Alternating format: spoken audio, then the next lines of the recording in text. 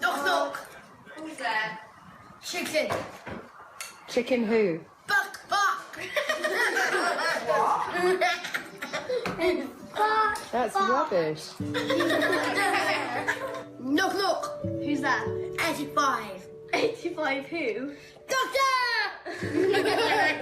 This is Ollie, my son. He likes chocolate ice cream. He likes Barcelona Football Club. He also has Down syndrome. When Ollie was diagnosed 11 years ago, I never could have imagined that our family was going to end up looking like this. Or like this. Or like this. But although Ollie's the reason I started making this film, it's not just a film about him. It's not just about Down syndrome either. It's a film that asks the question, what kind of society do we want to live in? And who do we think should be allowed to live in it? And if that all sounds quite heavy, then don't worry, there is also some interpretive dance. And I should probably warn you at this early stage, I've never actually made a documentary before, so no, it's going to be fine. It's going to be absolutely... Hold on to your hats, people.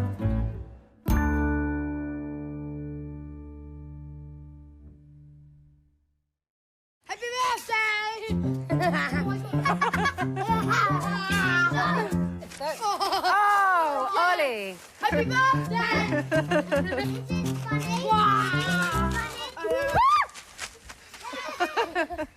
Welcome, people of Great Britain, to my life. As you can see, I have 3 very well-behaved, perfect children. They respect me deeply. They do everything that I say. No, on the page. OK, that's not quite true. And a lot of it's to do with this guy. Hey, Ollie? Yes? Come here. Yeah? You say hello? Hello.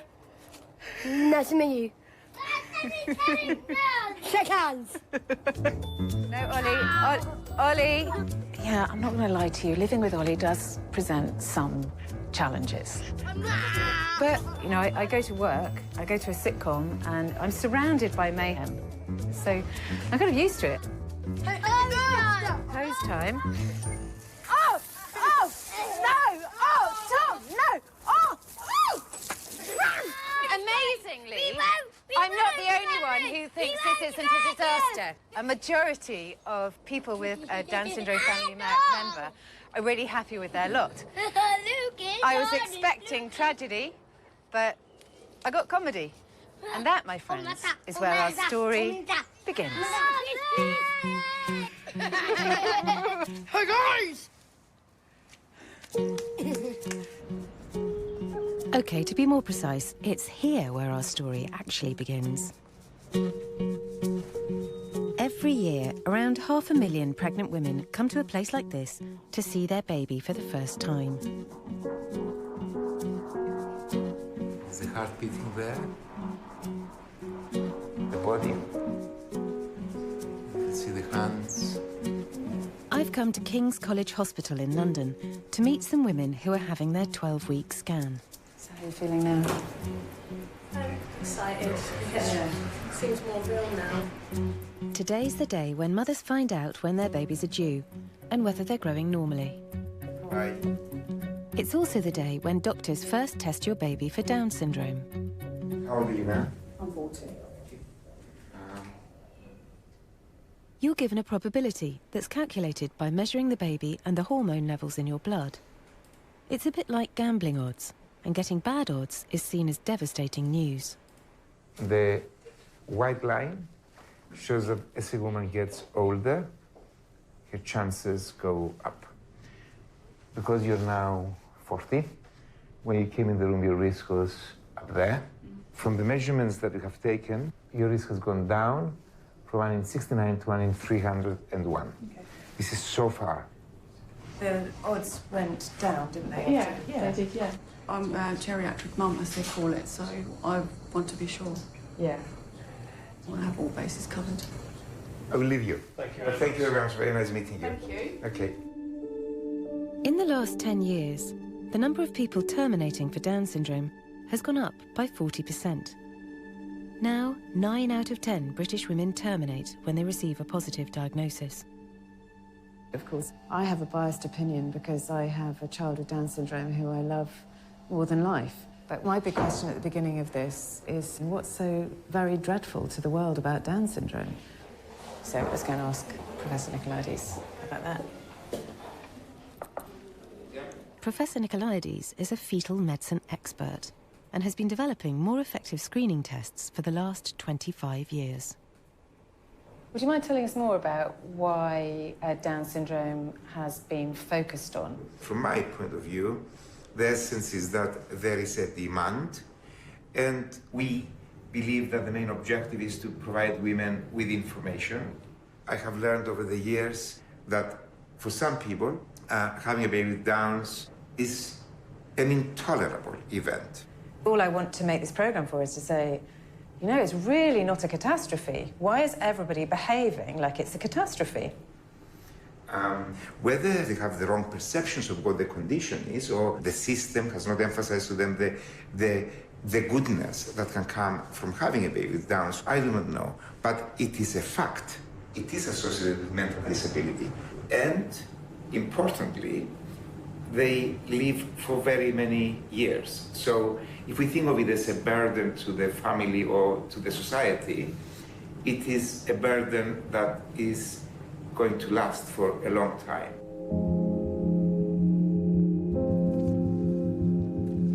A burden that lasts for a long time? That's not exactly how I see Ollie.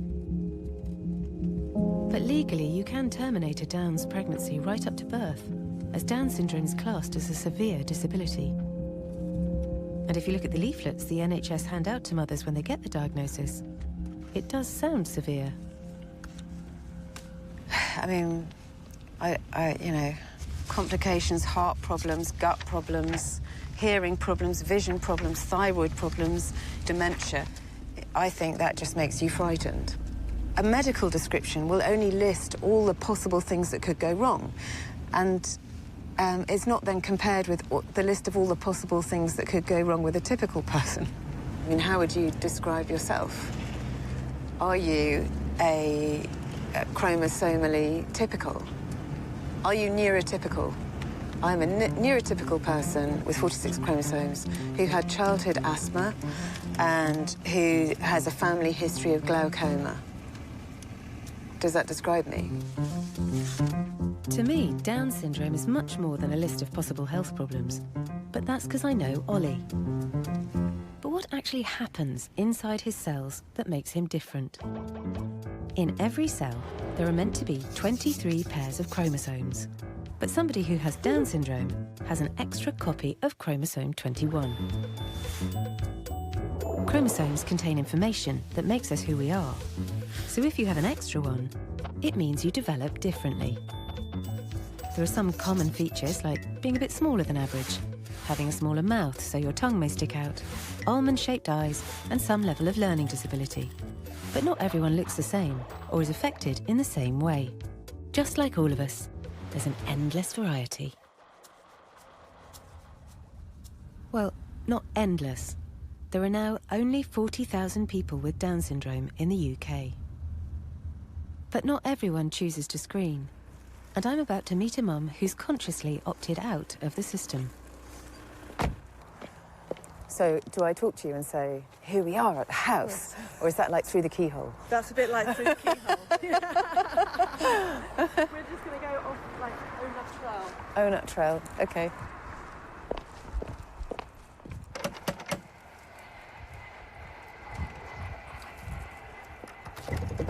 Hi there, Emma. Hiya, how are you? Nice to meet you. Nice to meet you. Come on through. So I can't help noticing that you're pregnant. How many weeks are you? 28 and a half weeks. 28 and a half weeks. The GP told me they'll want to screen me nice and early to make sure this baby doesn't also have it. How are you?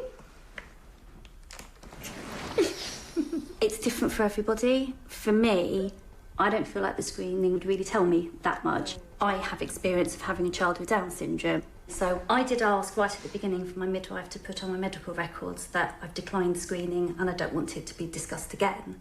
I went in to see a consultant at the hospital and straight away, first question, what are you doing about screening?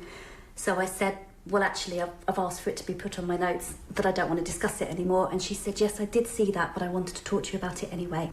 It's hurtful. You know, I love Scarlett. She's amazing. Why wouldn't I want another child exactly like her? I hate the word screening. I know. I chose to have the tests, but I just thought best to be prepared so that then I've got the right teat in and I've got a hospital expressor and all of those things. Now, because I know the attitude of the medical profession, if this baby does have Down syndrome, almost to protect ourselves, I don't want them to know that, so that they can't then... Oh, that's so interesting. You are choosing not to know, not because you would do anything with that information, but to protect yourself from the doctors. Yes. Who you feel would harass you. It totally comes from their really lack of understanding of what it's actually like to have a child with Down syndrome. Yeah. Yes. Obviously, not all doctors are like that. But it's a bit worrying if there are some mothers feeling pressure from medics to change their minds. If someone always keeps asking you something, it's going to shake your resolve, isn't it? So, let's say let's act out a little drama, because I'm also a screenwriter. Yeah. Okay, so we have person one. Happy pregnant mother. This lady is called Françoise. And Françoise is moving to England, and she has met, he looks cool, doesn't he, like Raoul. She's met Raoul. They're in a bar. They've got drinks. And biscuits. So Françoise says, oh, Raoul, you are English. It's very exciting to meet you. I am moving to England. I would like to move to Kent. Raoul goes, Kent? She goes, yes, what? He goes, Kent. She says, but I like castles. I like tomatoes. I like all the greenery. Kent? Are you sure? Kent? Yeah, why? What's the problem with Kent? And if every time these two meet, and every time she mentions Kent, he's negative about it, because he's, you know, English, he may never have been to Kent. She's just going to feel more and more insecure about her decision. I just feel that it's a bit like that, really. You assume that the doctors know.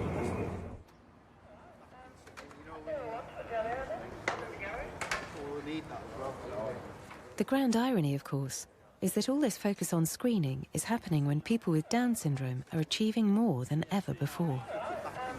This is a whole pretend street. Yeah, what's up, mate? Britain's most famous pretend street, Coronation Street. And I'm here to meet Liam Bairstow, who's an actor with Down syndrome, who's just landed a 6-month contract, and they're just filming over there, so I might be quiet.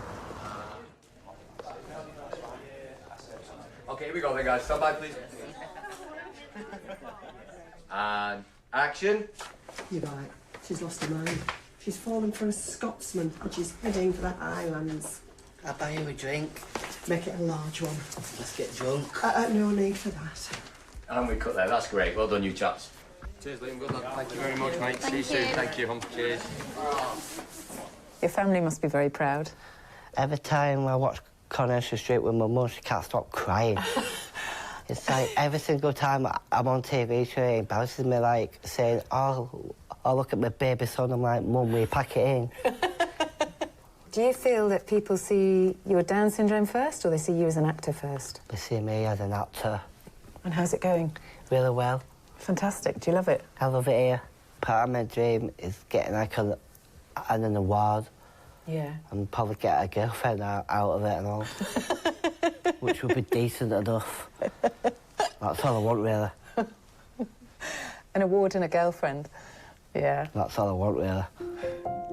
Just like Leonardo DiCaprio.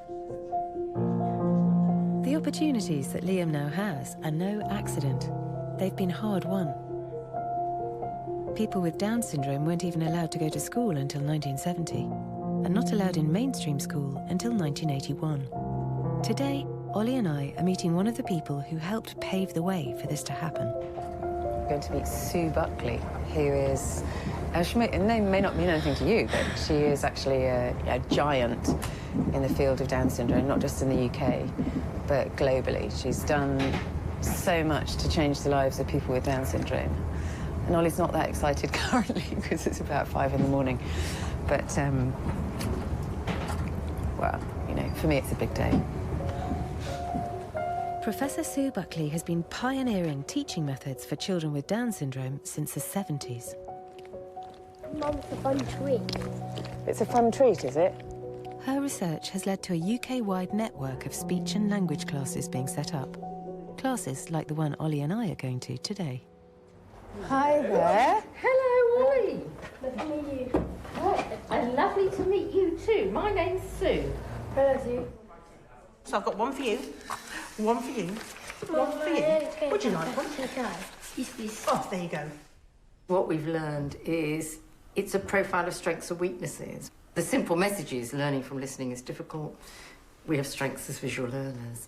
And just applying that has made a big difference. Okay, let's do this, baby. Ready? Yes, go. Elma.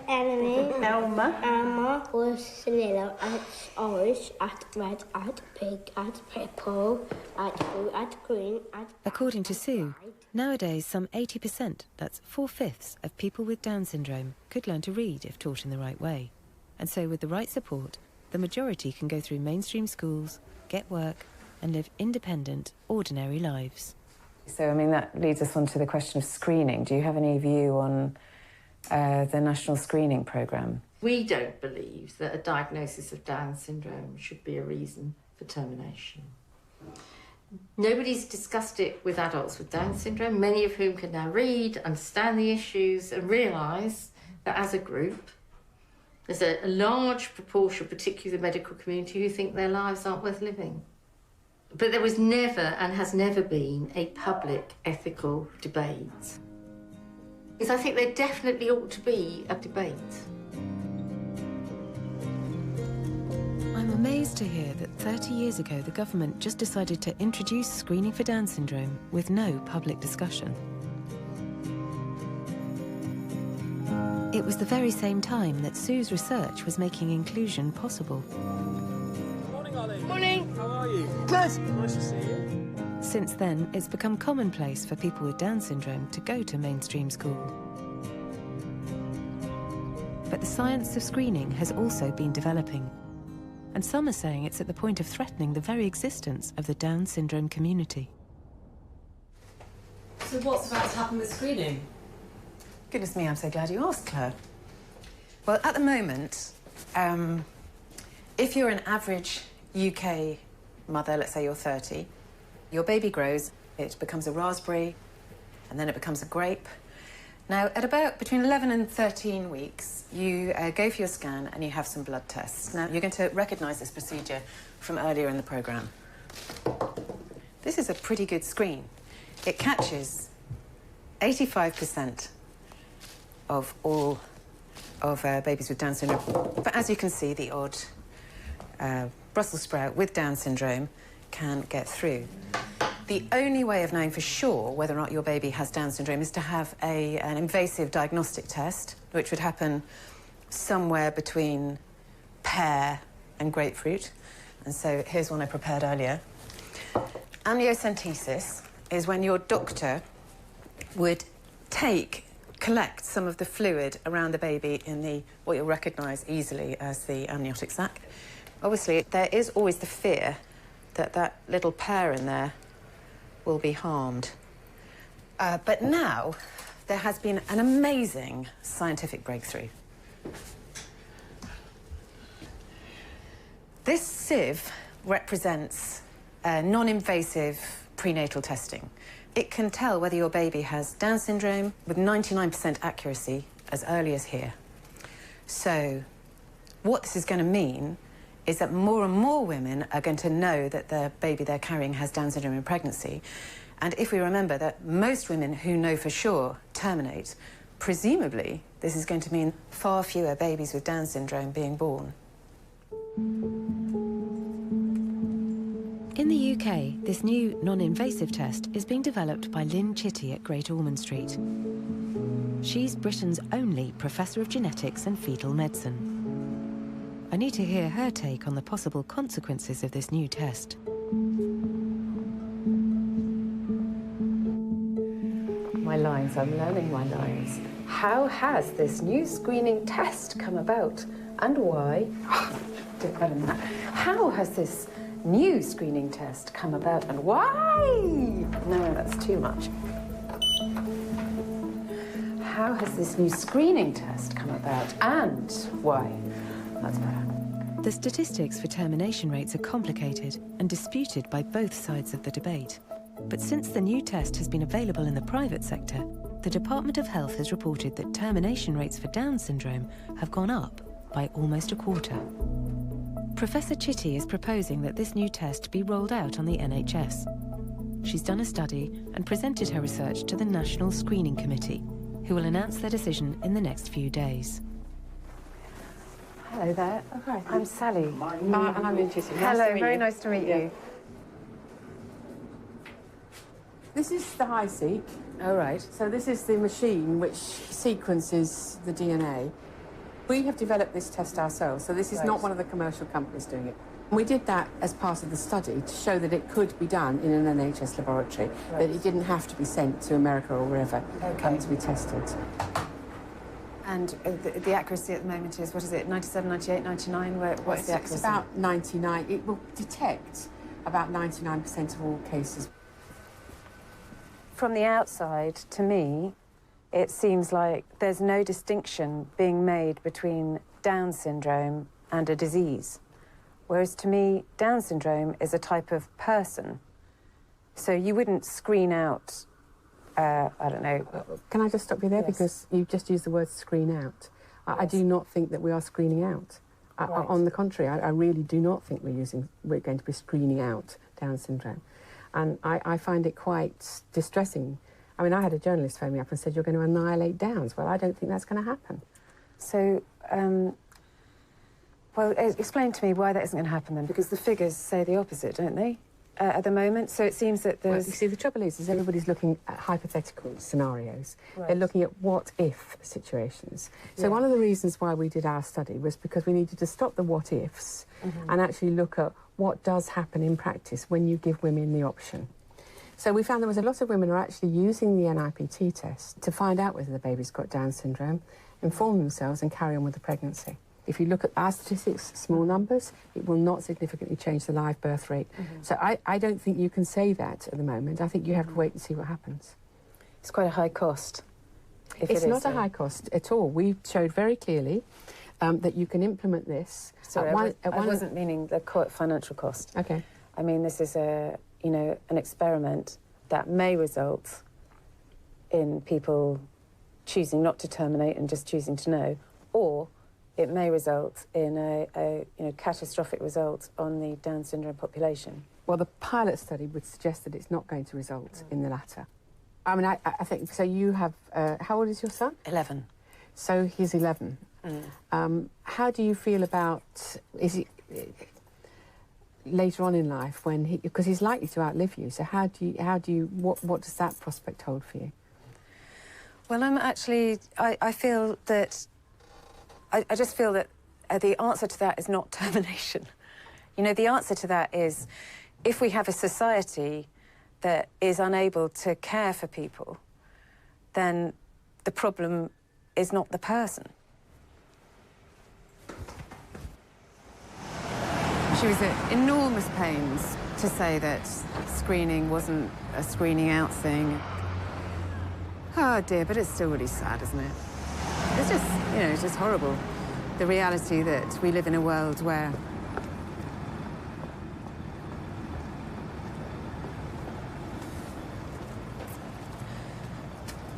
I don't know, I sort of feel like people with Down syndrome are a type of person. It doesn't feel like it, it's not a disease. And the type of person that Ollie is, but not just Ollie, the type of characteristics that these people share are so benign. I feel like you read encounters of Western explorers in the dodo, where this kind, nice, curious bird comes up and then just gets wiped out. And through not being suspicious enough or violent enough. But yeah, anyway.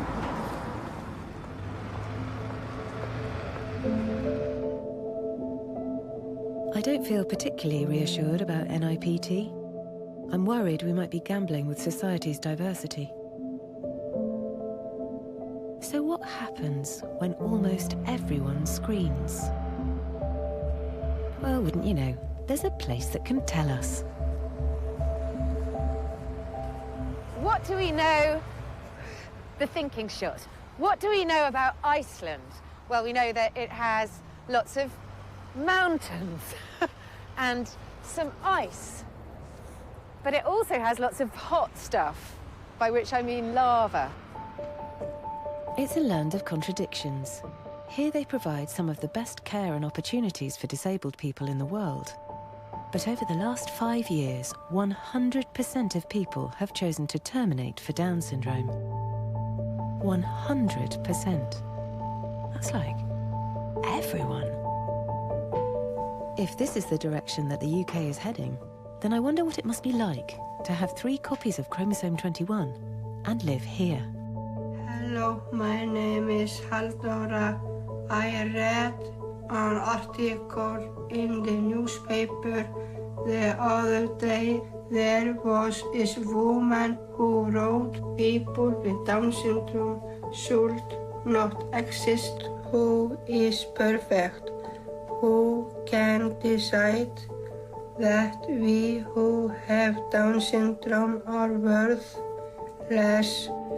Hi, Halldóra, I'm Sally. 32-year-old Halldóra is one of the few people with Down syndrome in Iceland. Her story hit the headlines when she wrote an article protesting her right to life. Would you show us your exhibition? Yes, of course. It prompted photographer Sigga Ella to take 21 portraits of some of Iceland's remaining people with Down syndrome. I found Halldóra's article online. Going through her thoughts is basically saying that though she has a disability, it doesn't define her as a person, you know. How does it feel to know that people discuss whether or not Down syndrome is okay to live with? Geturðu sagt henni á hverju skrifa greinina? Skal reyna dálítið þungt. Hvernig þér leið með það? Mér leið ekki vel á hverju útrúm okkur börnum með Downs. Við eigum líka líf eins og aðrir. She thought that they were coming after her alive. You are sighing. And whenever I met with the producers to talk about this program, I was doing that sighing. I couldn't talk about it for a very long time. It's great that you speak out. It's great that you say something. It isn't always easy. You know, we have our ups and downs, and we have worries. But that's life. Life is up and down. Oh, I've been wanting to hug you the whole time. I thought it was a bit forward. Oh, lovely girl. Lovely girl. Halldóra speaks 2 languages, she's got a job, she's hoping to marry her long-term boyfriend this summer. It upsets me that she has to justify her existence. Imagine if you had to do that. Maybe it's because they're stuck on an island in the middle of the Atlantic and there's only 300,000 Icelanders to choose from, but they do seem a bit preoccupied with genetics here. I've come to a laboratory on the outskirts of Reykjavik. No, that's not me, but thank you. There I am. Somewhere in this building, there's a man called Kári Stefánsson, who now has enough information to predict the genetic code of everybody in Iceland. Come in. Hi there. Hello. Nice to meet you. Nice to meet you. I'm Sally. I'm Cowrie. Everyone is interested in this kind of research. It is inherent to man to try to figure out as much about himself as possible. So you can predict a probability of somebody getting good grades in school, of somebody inheriting various diseases? Yes. The only thing this is going to do is lead to knowledge. Let's go back a step and say, so the reason we're in Iceland is because you have a screening program for Down syndrome, and of the pregnancies that are discovered, 100% of the identified pregnancies are terminated.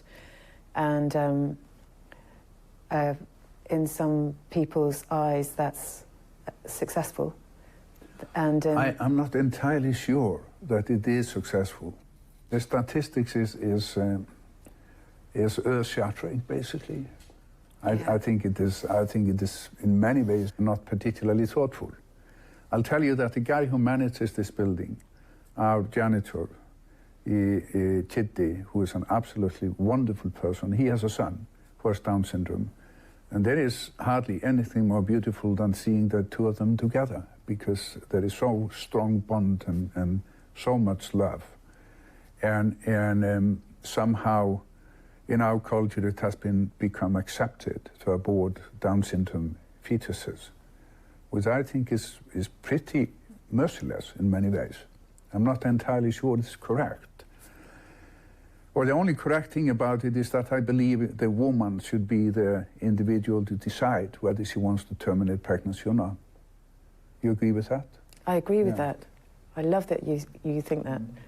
It's just, anything else is illogical. Yeah. Yeah. You're very serious about this. Yes. Is that bad? No, that's good. I actually like that. This is one of the ways in which you're trying to take responsibility. Iceland certainly got me thinking. Why is Down syndrome the disability it's socially acceptable to terminate? And how do we come back from that? I've landed back in the UK to the news that the National Screening Committee have made their recommendations. The most exciting development in pregnancy care for decades. Win on Downs testing. A win. A win. So the Sun are winning. Mums-to-be are to be offered a test for Down syndrome in the NHS. After Great Ormond Street Hospital published results showing the test was safe and 99% accurate. Lynn Chitty, blah, blah, blah. Reading these reports, there's no mention of the impact these tests could have on the Downs community at all. I feel like, just as in Iceland, we're somehow being forgotten about. Looking at the response of mums to the news, lots of people really upset, crying. I've never been a very angry person, but I'm feeling, I'm feeling quite angry. Like, on a scale of 1 to 10, I'm 9. And when I hit 10, there's a really good chance I'll go green. Start smashing things up.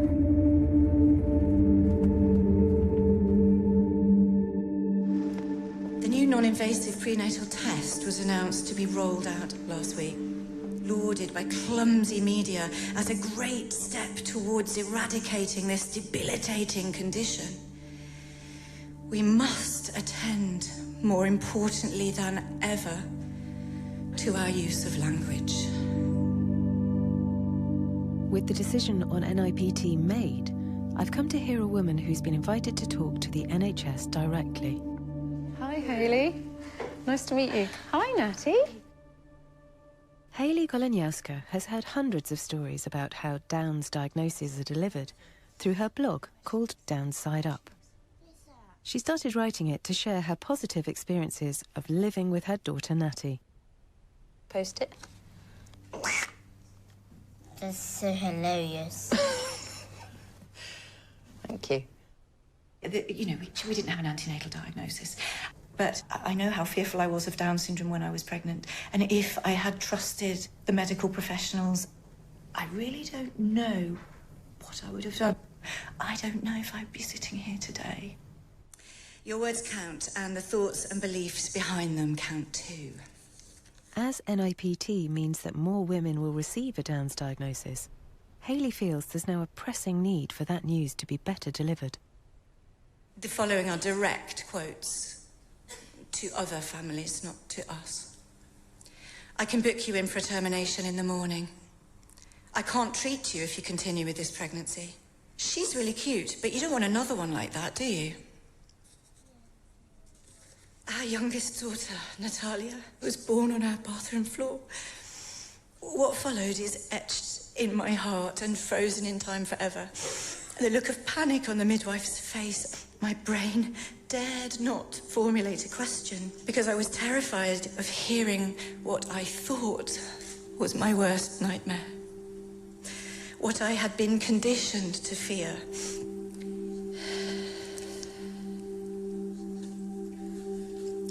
Our community midwife wept. And there was no need to be sorry.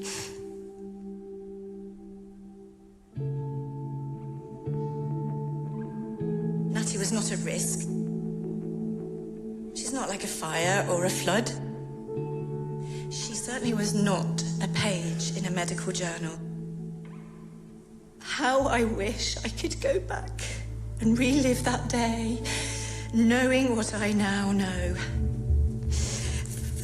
Thank you.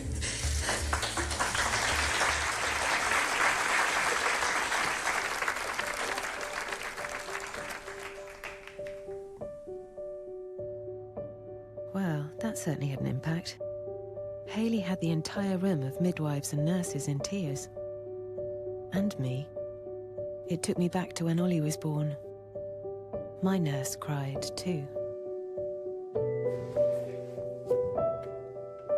It was very beautiful.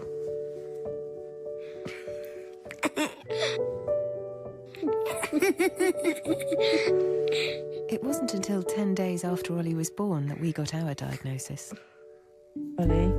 Yes? I love being your mummy. Meh. But I've spoken to other mothers, and whenever it happens, before or after birth, the feeling of shock is pretty universal. What Hayley's made me realise is that it's such a sensitive time too. How that news is delivered to you, and crucially what information is given, must have a bearing on what women decide to do next.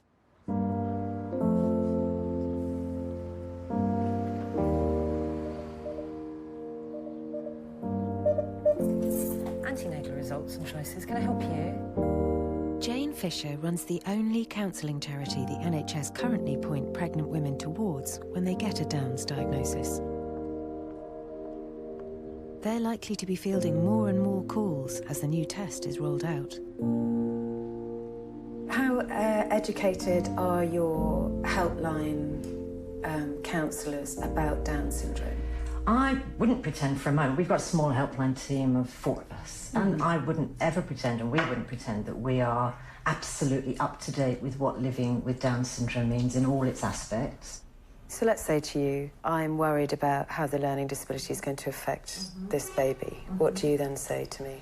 Well, we're not going to say, you'll be able to cope. We'll say, well, how worried are you? Do you feel you could continue the pregnancy and deal with that? Can you deal with that level of uncertainty? Or do you feel you need to end There's a gap there in the logic, isn't there? So if I say, I'm worried about the learning difficulty, you go straight to termination from that.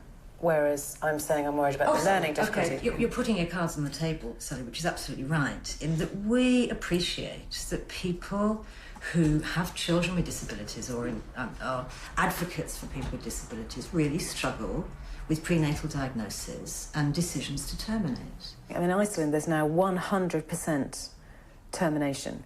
So that suggests to me that the information being given out, which is partly why it's interesting to come and see you, the information being given out is not reflective of how it is to be a person with Down syndrome. But we're not directed, Sally. We're not pushing people in a direction. We're hearing from them where they are. I guess our angle is it's about choice. And it's not when, and I will say in my 14 years at ARC, I've spoken to hundreds of women who've made the decision to end the pregnancy for Down syndrome. And none of those women make the decision lightly. What they worry about is they can't know exactly how their child's going to be affected. They can't know exactly the level of learning disability or the potential associated health issues. They feel they just can't manage that in their lives or don't want to manage that in their lives. I think that will always be with us. Having spoken to Jane, I feel I really need to talk to a woman who's made the decision to have a termination herself. Hi, I'm Sally. Nice to meet you. Kate's now pregnant again. I'm intrigued to find out what she knew about Down syndrome when she made her decision. Where should we sit? Let's go on the couch, yeah. You've just got to do what you feel is right, haven't you? And, yeah. You know, by going down the termination route, we felt that that was the best thing for the baby. I was 25 weeks when I delivered Max. How does it work with a termination? You say you take a pill? Yeah, so you take a tablet that starts to break down the placenta, and then I had an injection to stop his heart, so it was instant. 1 minute you could feel him wriggling around, and then the next second he's gone. Sorry.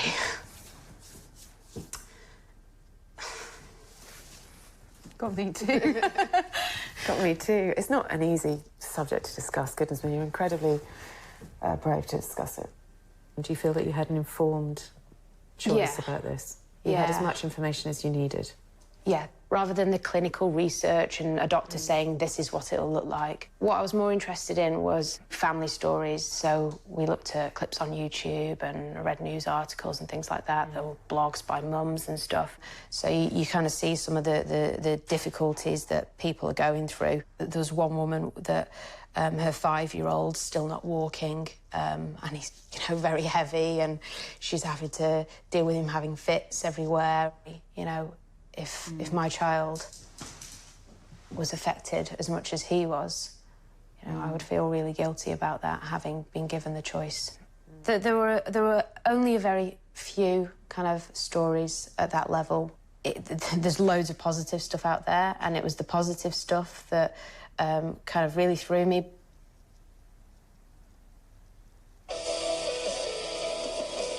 Chelsea's won several titles, including winning the Special Olympics National Championship title 4 times and the International Down Syndrome Foundation World Championships title. Chelsea started practicing 16 hours a week. I think she just puts in that much more work to get where she needs to be. I'm talking. I wonder if we have very different reactions to that. Probably. Yeah. Yeah. You think that's... See, it's very inspirational, and she should be, like, so proud of herself. She's worked so hard to get there, but it was that kind of made me realise how much harder they have to work to kind of reach their goals. That's not what I want for my son. Even the best-case scenario isn't potentially what I want for my son. And, you know, I don't... Do you mind if I ask you the really difficult question? Go on. So you think her life would have been better not happening? No, not at all. I believe it's every parent's choice to decide what's right for their child. I don't believe it's wrong to bring Down syndrome children into the world. She's got a great quality of life. She's loving life. You know, she's at the top of her game. No, I don't believe that's wrong at all. It's just not what I would want for my child. She's a reasonable woman, and she's right. She's right that the choice is hers. She's right that the choice is hers. She's right that opportunities for people with Down syndrome are limited. She's right that bringing up a child with Down syndrome requires more effort and more engagement. But I think she's wrong that an increase in choice means greater happiness, because I don't think it does. And I think if you want a happy child, you can guarantee you're having a child that's predisposed to happiness. So anyway, that was what I'm saying to you, Claire, is that I found that much harder than I was anticipating. And yeah, I'd like to go home now.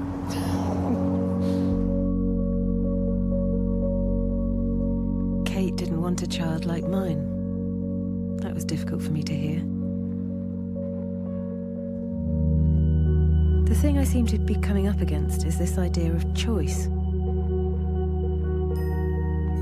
I chose to screen with all 3 of my children. With Ollie, I was given a 1 in 10,000 chance of him having Downs. But back then, if you'd asked me whether I could cope with a child with a disability, I'm not sure whether I would have said yes. Now I'd say that having him in my life has changed me and my family for the better. And that makes me question whether choice is always the wonderful thing it's cracked up to be.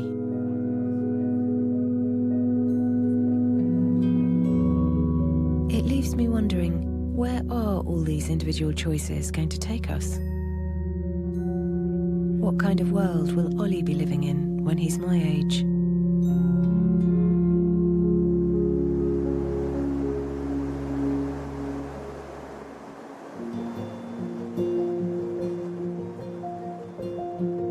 From what I understand, the new Downs test, NIPT, is just one small corner in a huge new field of genetics. So to find out where exactly the science of screening is up to, I've come to the world's biotech hub, California. The double helix. They really love DNA here. Just as in Iceland, it turns out things here are moving much faster than I realized. Come and have a look at what it's called. It can happen now to you, to you. That could not be more appropriate.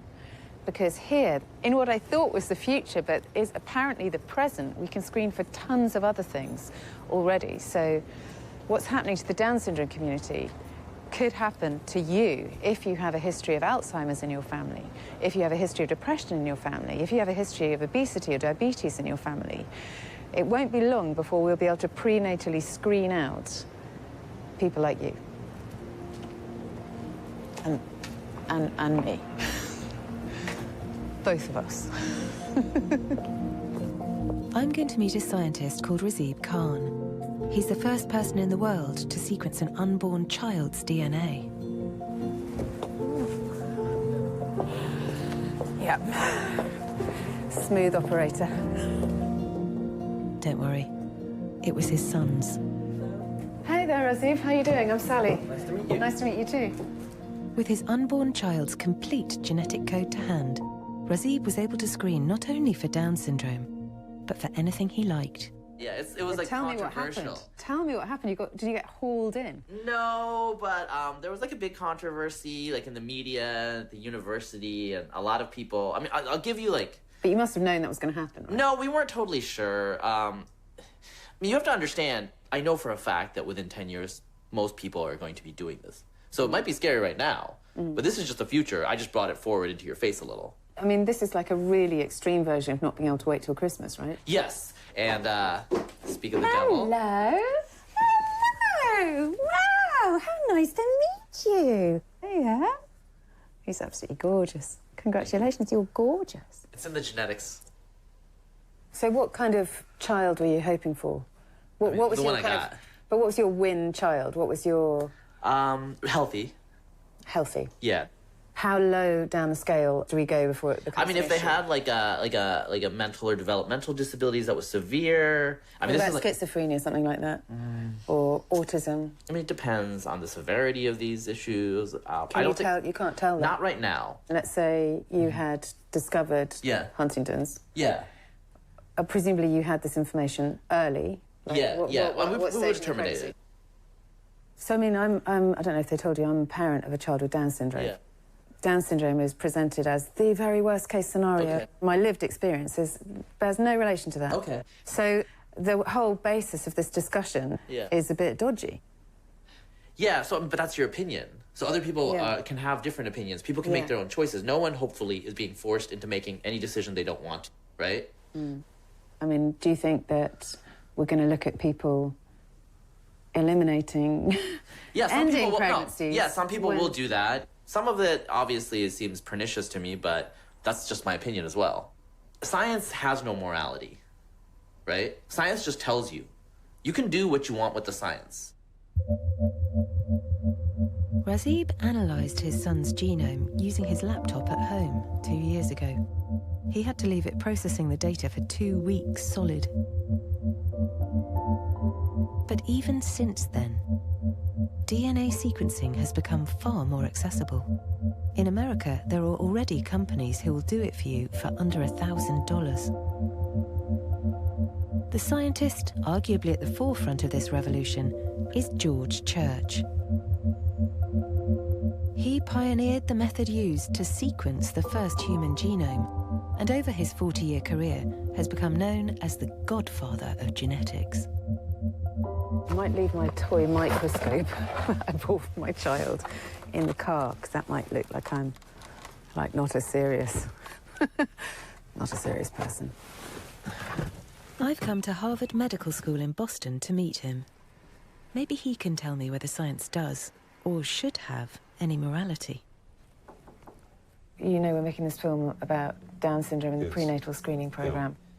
It seems that there's going to be many, many more things that we're going to be able to screen for in the very near future. So I don't know how, I mean, the genie's out of the bottle. I don't know how one even begins to create ethics around this kind of thing. Well, ethics changes from year to year. You know, I'm sure that if you had talked about the 1 million people a year that die in cars back at the turn of the century, we might not have cars now, because that would be an unacceptable outcome. With Down syndrome, I don't think it's so much of genie being out of the bag as just parents who exert their will. And that depends on what they see on television. In other words, if they see lots of happy family with Down syndrome kids, then they might say, hey, I want that. But I think that if anything, it goes the opposite direction. People will not only choose the way their child will be, but when the child grows up, the child will change themselves genetically. And it's unlikely that a child will say, hey, I'd like to be a Down syndrome kid. What do you think future holds for us? It's all about education. Yeah. It's not the technology that's the problem. No. It's the societal pressures and the market forces that are at work. Yes.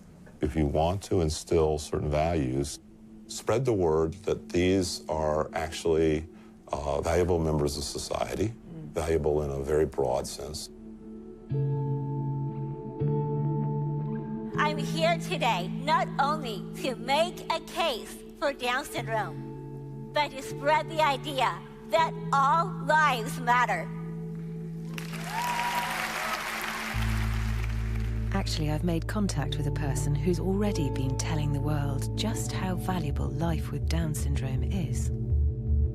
It is not a disease. You can't catch it from anyone. It is just something that happens. Her name is Karen Gaffney, and she's the world's best-known advocate for people with Down syndrome. But with the godfather of genetics words ringing in my ears, oh no, I'm crying again. There's just more riding on this meeting than I thought. It feels that, like, even if this particular encounter isn't life and death is hanging around in the air. You know, that maybe there'll be someone who watches this program who decides to have a baby they wouldn't otherwise have had, or maybe there'll be someone who watches this program who might have had the baby and decides they won't. It all just... I've got an overactive imagination, basically. Karen and her mum Barbara have agreed to meet me before I leave Boston. Hi. Sorry, I'm staring out the window. Hi there. Hi. Nice to meet you. I'm Sally. Hi, Sally. I'm Barb. Hi, Barb. Hi. Hi there. How are you, Karen? How's your son Ollie doing? Oh, thank you. Thank you. He's doing all right. You've swum the channel. Yes, I have. That must have been horrible. Yes, yeah. And have you had good response from that TED Talk? I have, yeah. Yeah. I mean, I can't see how anyone could watch it and keep very bigoted ideas of Down syndrome. You had done such an amazing job. I think she was able to change minds. Change minds and change hearts and just at least get people to question. Yeah. When did you realise you had Down syndrome? Do you remember what age you were, or...? I think I was between 6 and 7 years old when my mom told me I had Down syndrome. Yeah. And how it just takes me longer to learn things than it does other people. Because I wasn't quite sure whether to tell Ollie or not, or whether to tell his brothers. And I started off thinking, well, I just want it to be normal, so we'll tell them. And then my husband said recently to the youngest, who's 4, he said, Ollie just finds it difficult to understand sometimes and he gets angry. And the little one said, like you, Dad. That's great. And it's like, yeah, you know, we all find it difficult to understand sometimes and we all get angry sometimes. And this is what humanity is all about. Yeah. They're blended into the fabric. Yes. They're all part of the fabric of humanity, not separate. And I think that's what we need to see. I think Barbara's dead right. Of course, not everyone with Down syndrome is as high-achieving as her daughter, but they're all people. They're all part of the fabric of humanity. The thing to do now is to show that. And that is why I have decided, in my immense wisdom, that we should put on a Down syndrome flash mob in central London. Yeah. What could possibly go wrong? Anyone free next Saturday? And able to dance? Actually, dancing ability, not crucial. You came! Thanks so much for coming. I'm terrible at it. I'm going to be much worse than all of you guys.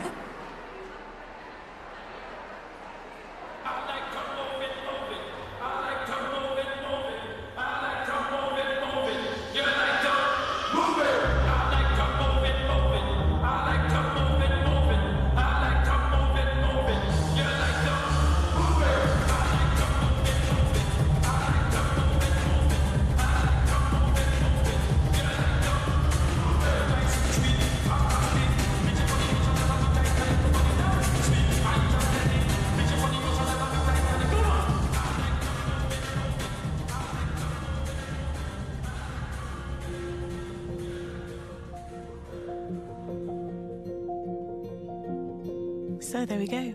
It's the end. You made it. I promised you some interpretive dance, didn't I? If we're heading towards a world where we choose more and more who gets born, I feel like we really need to think about what it is that we value.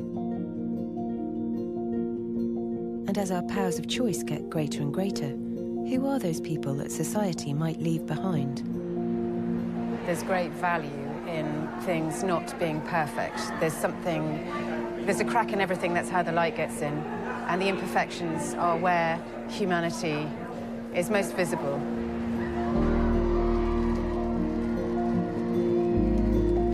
I guess I'll leave you with that thought. Something to chew on anyway.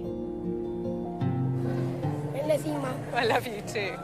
I love you so much.